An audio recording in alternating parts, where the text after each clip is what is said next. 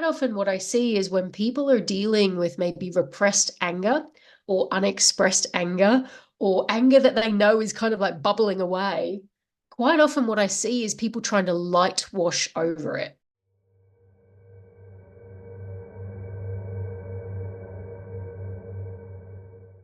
So trying to get all the affirmations in place and kind of heal their anger and do all of this sort of stuff, okay? But the key to working with anger and to integrate anger is to allow it the breathing space to be seen, to be heard, and actually invited into your world. And I'm going to talk about how to do that a little bit later in this episode.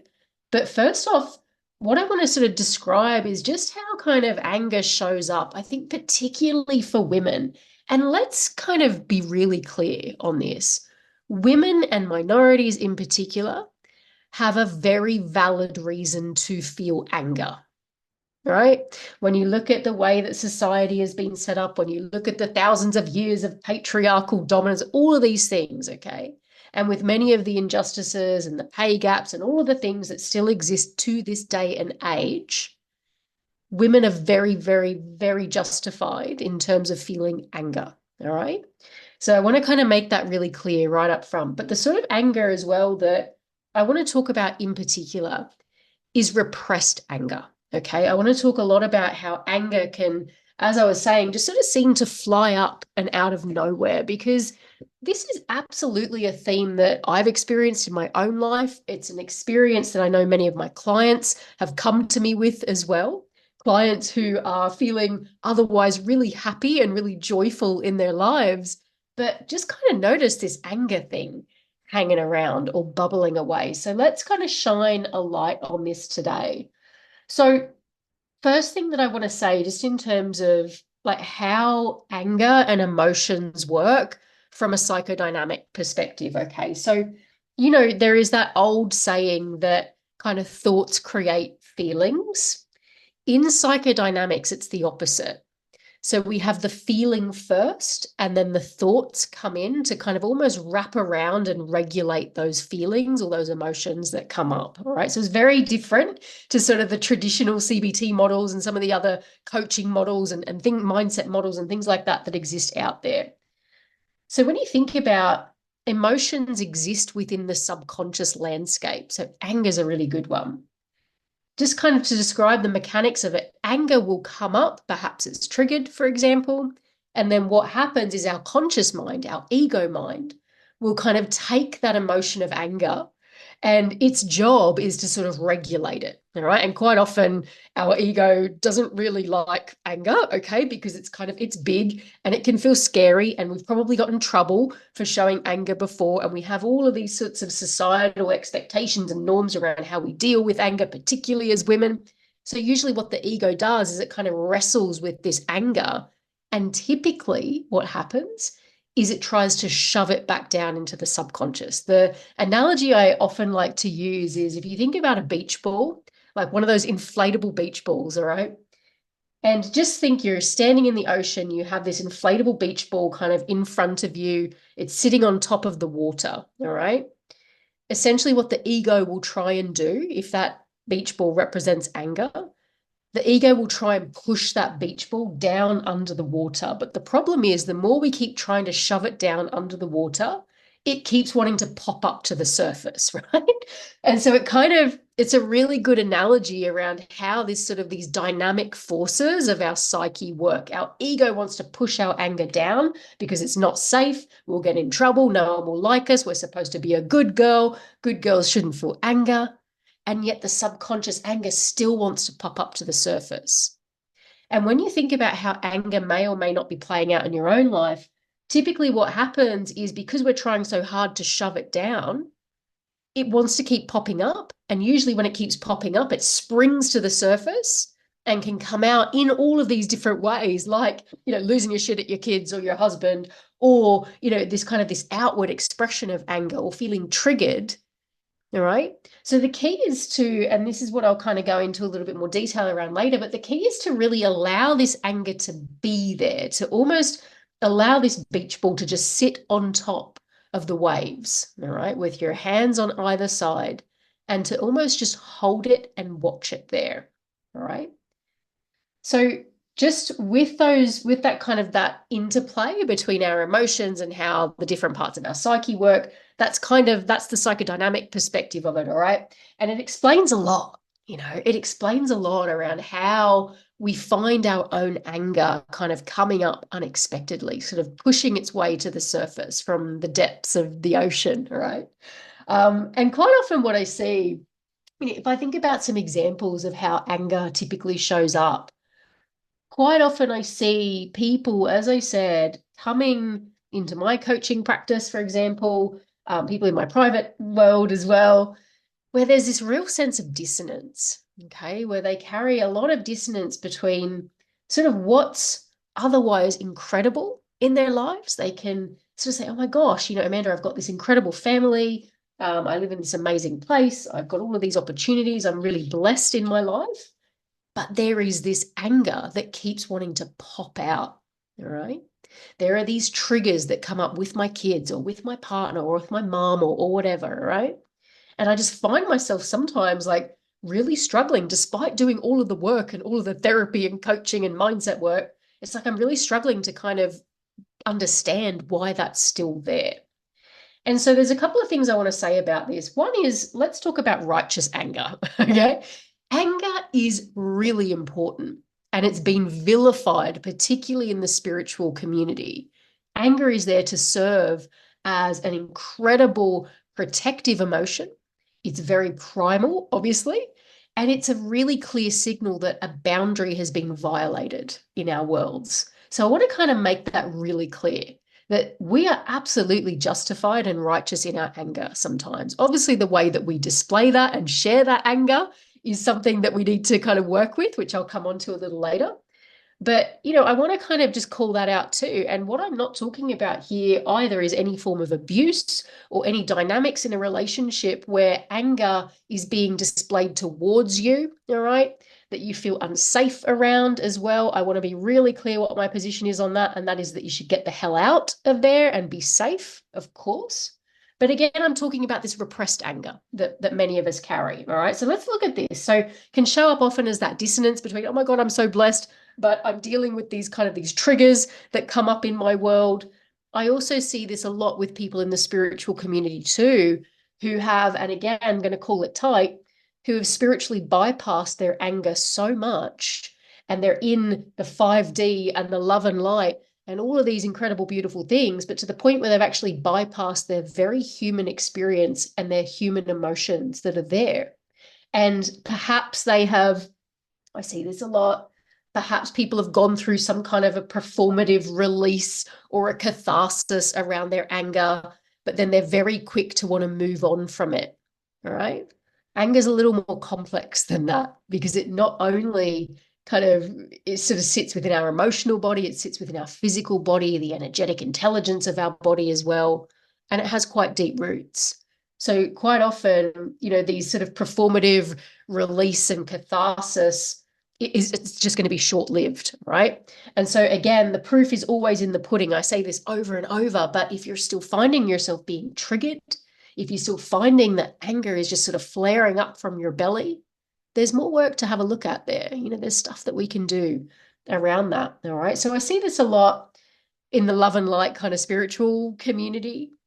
I also see this, again, kind of outwardly expressed anger, people who kind of have it all together on the outside, but there is this sort of resentment that's simmering beneath the surface towards people in their lives, for example. Maybe they're just holding their anger in, again, shoving it down.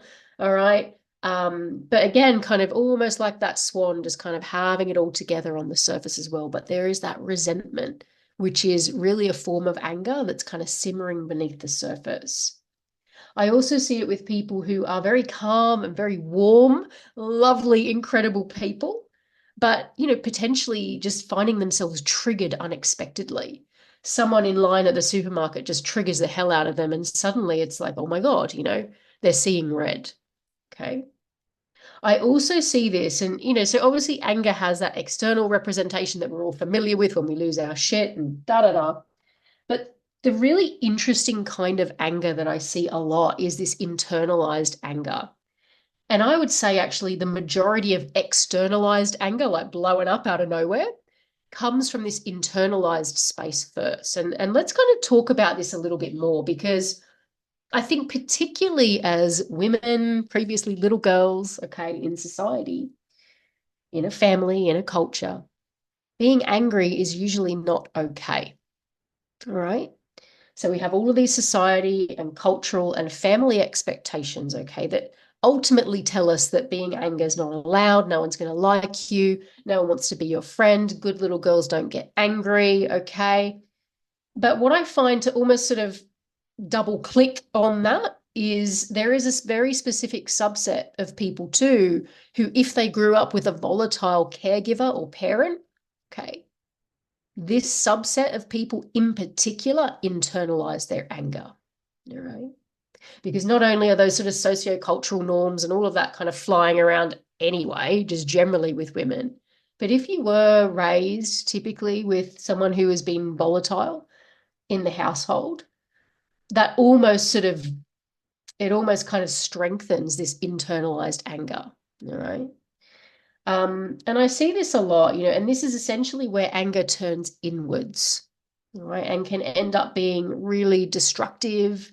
And again, it's not just if you've had a volatile caregiver. I find it particularly in that audience, obviously, but internalized anger is, it's kind of like where we start to criticize ourselves excessively. It's almost like we take on that very critical, angry voice that's external to us, usually a parent or a caregiver.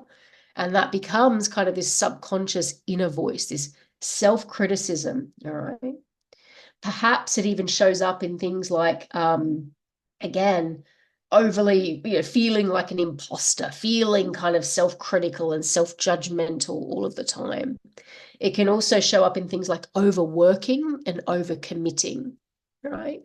And this is something that I can really relate to, and I know a lot of my clients can too, where it's almost like we overwork and overcommit as a way to almost sort of, there's a bit of a self-punishment thing in it, very subconscious, of course, but also we're kind of setting ourselves up to burn out and to fail as a result of that too, okay? We're overworking, we're overstretching ourselves. Sometimes internalized anger can show up as addictions as well, binging in particular, binging and purging, controlled eating. Again, this is something that I can relate to and have shared a lot about in previous episodes of the podcast. I suffered with an eating disorder for many years.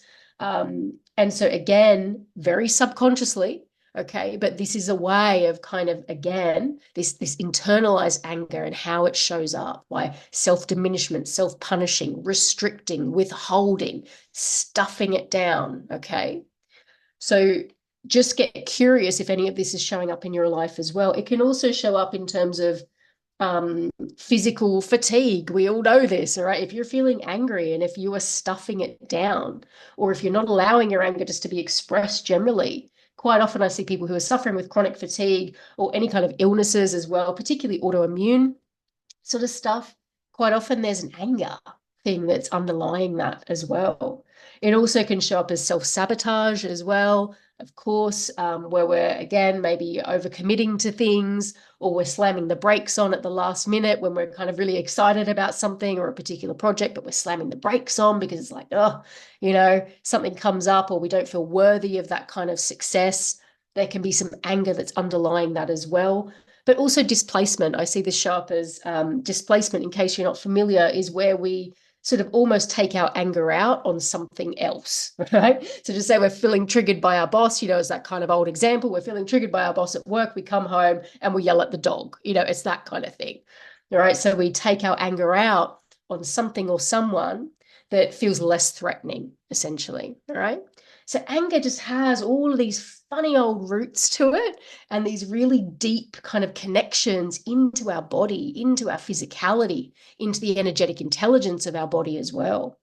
And so anger, as I said, it has these external representations, which usually are kind of like the surface level symptoms. But I find that this kind of internalized piece is really interesting, and it shows up a lot, particularly with high performers and overachievers as well. Okay. So, this anger is there. And I think particularly with women, it's there. It's there particularly if we weren't allowed to express our anger in healthy ways growing up. And this is really, I talk a lot about this idea of the psychic split, okay, that happens in childhood typically, where again, we're told that anger's not okay. So what happens is we push the anger down into the subconscious, it goes into the shadow and it falls unconscious. And we build this entire persona mask around the opposite, which is we're not an angry person, we're a spiritual person, we're a blessed person. Oh my God, we're super positive. Look at us, I'm a high achiever. There's no space for anger in my life. I'm just going about my business, doing my thing. All right. Yet the more that we ignore this sort of latent, this hidden anger, the more it's going to kind of roar out of us unexpectedly in those unexpected moments, or eat us up from the inside with this internalized piece. All right. So where I see a lot of people kind of go wrong here, just as I sort of bridge into some of the ways to work with this anger, where I see a lot of people go wrong is that they want to get rid of their anger. If their anger is kind of making itself known, like for example, maybe they're losing it, one of their family members or whatever, and they know that that's kind of there as a bit of a pattern or a trait. I see a lot of people wanting to get rid of it. I just want to get rid of this. I need to kind of heal my anger. Okay. And I think you guys, if you followed me for a while, know how I feel about this whole healing it thing. All right. The reality is, by healing something, okay, when we look at the typical meaning of that, it basically means to sort of transmute it or to release it. And essentially, what we're doing through transmuting or through healing anything that we consider to be maladaptive is we are just creating more and more distance between us and it. All right. Said what I said. We're actually kind of exiling that part of us even more. We're pushing it even more down into the shadow. All right. And yeah, it may lay latent there for a few more months or whatever until it roars out again or until it shows up in chronic fatigue. All right. But we're absolutely not here, particularly in sincere shadow work. We are not here to heal anything. We're here to bring it closer. And this is where people get a little bit scared because it's like, well, I don't want to kind of bring my anger closer. Shouldn't I be trying to kind of be the most happy, positive person that I can be? And my challenge to you is that you will never be the happiest, most positive person you can be if you don't integrate your anger or your anxiety or your fear, whatever emotion that you're repressing, because a lot of this goes for other emotions as well. All right. The invitation is to integrate it, not to shine it up and kind of create the happy-go-lucky ego persona that we can and pretend that we're all love and light and really convince ourselves that we are. All right. For years I said to everyone, I'm not an angry person. Like I was a massive overachiever. Okay. This is a huge part of my identity, right? It's hyperachievement. I don't have freaking time to be angry. All right. But deep down, until I started to work with my anger in a sincere way and integrate it, I was one of the angriest freaking people that I knew. All right. It would lash out, it would come out in this passive aggressive kind of a way. But most importantly for me, as I was saying before, it came up as this eating from the inside, manifesting in eating disorders in particular, manifesting in overworking like crazy hours, overworking to the point where I would just be burnt out. All right. And I know for me that what was really going on, and this is something that I really want to encourage you to do, is to really look at what is your anger keeping a lid on?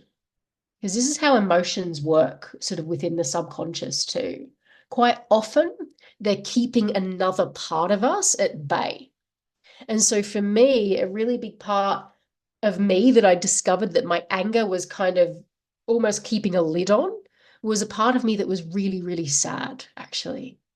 A part of me that was really sad, that was really depressed, okay, that felt alone in so many ways, that felt, unloved and unworthy, okay.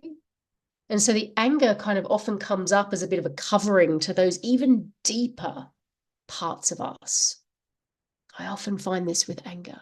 There's usually a lot of sadness and grief that's underneath it even further. And so there's a whole other dynamic there between anger and whatever else it's keeping at bay. All right. So you can see, and then you've got, as I said, you've got the ego then kind of coming in to try and regulate all of this shit. Okay. Which is why, so many of us can feel frazzled and burnt out, or just like, oh my God, like just missing something in life, or we're experiencing these symptoms on the surface because there are these deeper dynamics at play.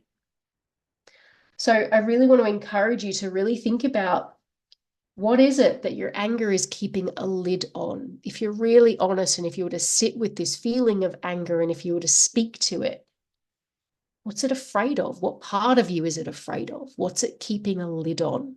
Ask it, because it knows, right? We just don't listen. So going back to what I was saying before around the way that we typically try to unpack our anger is, as I said, through wanting to get rid of it, affirmations, shining up our ego to be the most positive person, yay, that we can be, the most love and light, spiritually devoted person that we can be. We can get ourselves lost in God and all of this sort of stuff. And none of this is wrong, by the way. But there is an invitation to go deeper here. As I said before, just kind of doing these sort of releases and this performative, frankly, this catharsis of anger can be really beautiful and helpful. But again, the proof is in the pudding. If you're finding that the anger is still there months later, years later, there's something a little deeper we need to explore. So the first thing we must do, which we tend not to do because it feels really uncomfortable, is to witness our anger in our body, right? And this is so much easier said than done. Everyone's like, oh yeah, awareness is like always the first step. Okay, let's actually look at the mechanics of awareness. Because when you look at the mechanics of awareness and you're feeling the anger rise up, I know that my anger flares up from the pit of my stomach in through my chest and into the back of my neck, into the back of my eyes as well. It's like a, all right? When you actually feel and witness that in your body, here's the nuance. I don't want you to just feel that emotion. I want you to notice how your conscious mind, your ego, tries to deal with that. Okay. So your anger's flaring up, or maybe it's just simmering away if it's like a simmering resentment type of anger that you've got. Notice what your ego wants to do with it. Typically, as I was saying before, the emotions come first and then the thoughts, okay, in psychodynamics. Typically what will happen is your ego will come up with a whole bunch of freak out thoughts around this. Well, screw them because they're the ones that triggered me. It's their fault. If only my daughter wasn't just, so annoying right now. Okay. Quick, let's kind of blame everyone, storm out, slam the door. Okay, whatever. Let's punish my husband for that. Let's kind of be passive aggressive and make things really difficult for him at the moment. Okay. However, your anger kind of shows up, and then when your ego catches it, notice that dialogue. What does your ego want to do with the anger? Subtle nuance there in this awareness piece. Because typically what happens is the ego will spin a whole bunch of dramatic stories around it. Why it's everyone else's problem? Okay. But then what it will try and do, if you notice this in yourself, it will try and push it away again. It'll try and push that beach ball underneath the water again. And typically how that manifests is some kind of like a shame spiral. Oh my God, I can't believe I lost it. Oh my God, what are they going to think of me? Oh my God, I can't believe it. Like, I'm not that person. I feel really guilty. I feel really ashamed that I let my temper flare up like that. Push, push, push, push, push, push, push. Okay. I'm a bad person. See, this is why I can never attract love into my life. This is why I don't deserve good things. Okay. So these are the subtle dynamics, again, between the ego and the emotion. So this is the first part. I want you to not just look at how it sits in your body, the type of anger that you're feeling, but notice how your mind wants to control it. All right. Firstly, by spinning a story around it, usually projecting, and then notice how it wants to push it away, to defend against the anger, get back back down into the subconscious, because guess what? No one's going to like you if you're that angry person. Oh, now look, now the shame spiral happens. Okay, this is why you don't have many friends. This is why no one loves you. Yeah? So this is where the subtleties start to come in. So just observe that. And after observing that for a while, this isn't a silver bullet, by the way. Okay, getting into that kind of place of that witnessing and that awareness can take time. And I'd encourage you to do that in real life as well. If you're having a little anger flare up, notice, step into the place of the witness and observe. All right. And then what I want you to do, sort of as a second step, is to bring your anger closer. Right? When you feel that you understand it a little more and you can see that dynamic, all right, between your conscious mind and the emotion itself, I want you to do a little bit of work with the anger itself. I want you to work with its wisdom. As I said right at the start of this episode, your anger is incredibly useful. And usually it's incredibly justified and righteous when we look at that kind of root of it. Okay. And so I want you to kind of notice, what wisdom does your anger have to share with you? What message does it have? What does it need? Ask it. If that means that you need to personify your anger, imagine it as a character, or see it in some form to have a conversation with it, that can be incredibly powerful to do. And speak to it. What do you need? What wisdom do you have to share? What are you trying to protect me from? All right. And then if it feels possible to you, give your anger what it needs. What does it need? Right? What can you give it? Does it just need to be wrapped up? And your subconscious will communicate exactly what your anger needs, but does it just need to be wrapped up in a big cotton wool blanket and just loved on for a few minutes? Does it just need to have a light shone on it? Does it just need to be seen and heard and not shoved away under the water like that metaphorical beach ball for the next however long? Okay. Usually it just needs to breathe. And here's the trick. Usually when we start to do this, our anger loses its grip. So it no longer wants to leap out from the subconscious and, go scorched earth on everyone in our lives. It just starts to neutralize a little bit.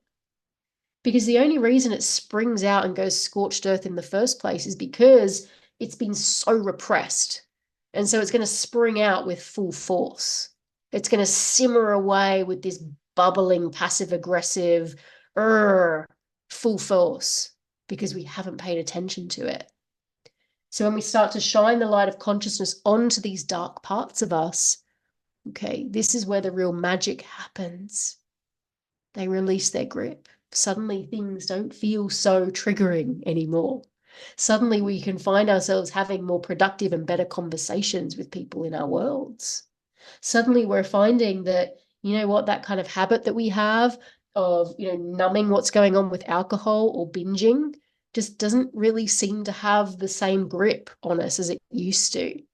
Suddenly I'm not having to just kind of self-criticize all the time. Got it?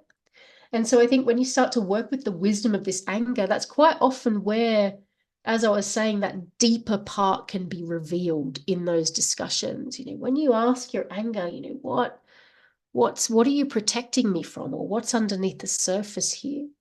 That's usually where you'll start to feel pangs of some kind of a grief, maybe some sadness, maybe something else, a hopelessness and unworthiness. It's going to be different for everybody.